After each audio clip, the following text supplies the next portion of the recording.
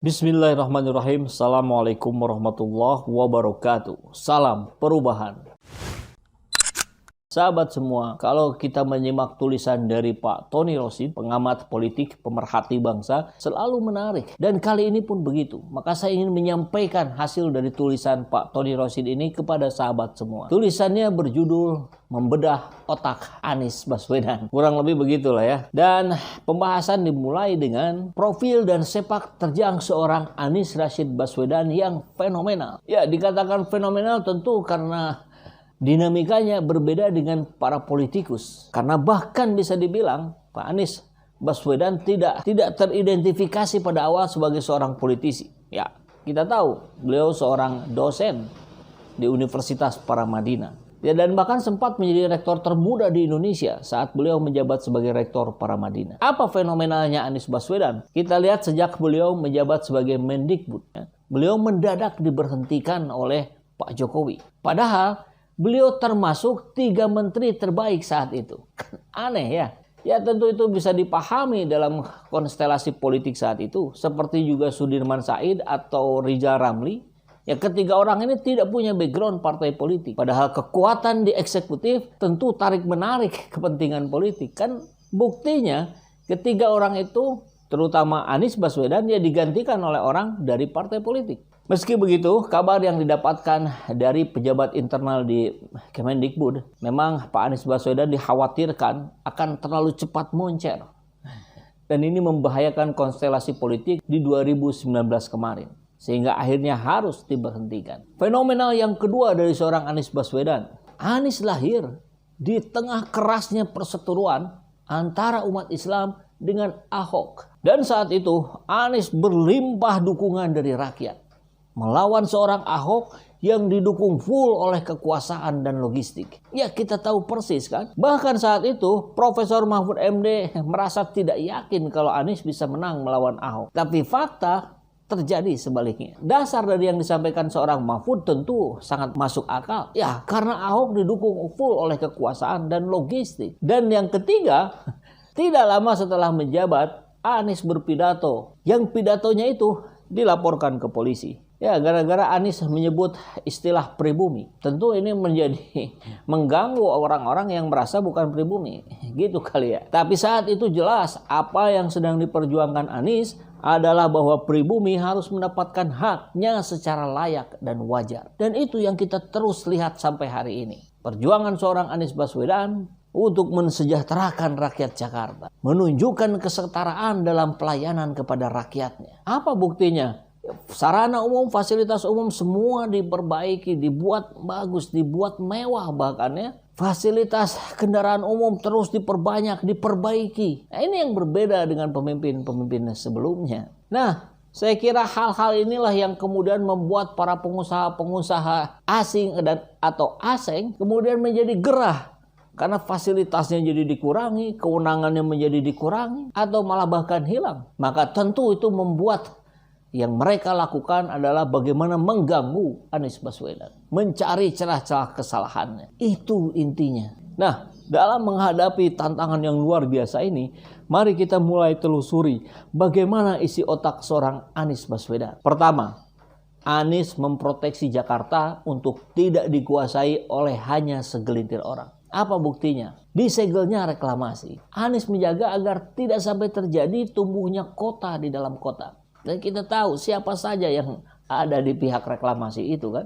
Sebuah tempat yang kemudian menjadi eksklusif, dikuasai oleh orang-orang di luar Jakarta.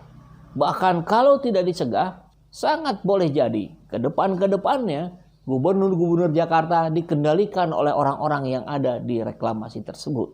Kemudian di Pergub nomor 42/2019 tentang pembebasan pajak PBB yang diterbitkan oleh Anies untuk memproteksi para guru, purnawirawan, dan keluarga para pahlawan. Agar sampai mereka tidak menjual rumahnya karena pajaknya yang terlalu tinggi. Maka pajak untuk mereka dibebaskan. Luar biasa. Bahkan Pergub tentang apartemen, yaitu mengambil alih pengelolaan apartemen dari pengembang langsung pada pemiliknya. Luar biasa. Ya karena faktanya adalah para pengembang-pengembang inilah yang selama ini terus-menerus memeras para penghuninya dengan mahalnya iuran. Ya, satu dua oknum masih terus berupaya untuk mempertahankan kekuasaannya dengan memanfaatkan link orang-orang yang ada di dinas perumahan.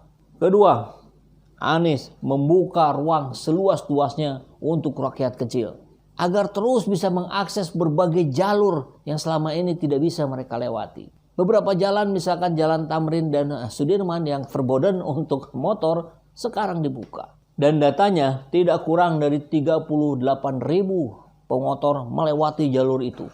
Bayangkan, ekonomi yang bisa bergerak karena itu. Gojek ya, yang mengantar, pedagang asongan dan yang lain-lain mendapatkan berkah dari kebijakan itu. Anies juga membangun rumah DP 0% untuk rakyat Jakarta yang dulu dianggap khayalan, hari ini terwujud.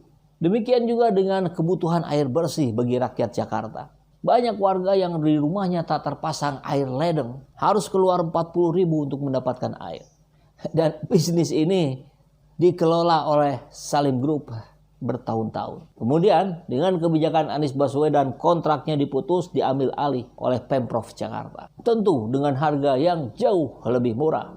Kemudian Anies juga menghidupkan kembali warisan seni lokal Betawi. Anies dengan Pemprov DKI juga mengambil peran nasional membantu bencana-bencana alam yang terjadi di daerah. Mungkin karena itulah kemudian Anies Baswedan disebut sebagai gubernur Indonesia. Anies juga bertubi-tubi mendapatkan penghargaan baik skala nasional maupun internasional. Ratusan penghargaan sudah diterimanya.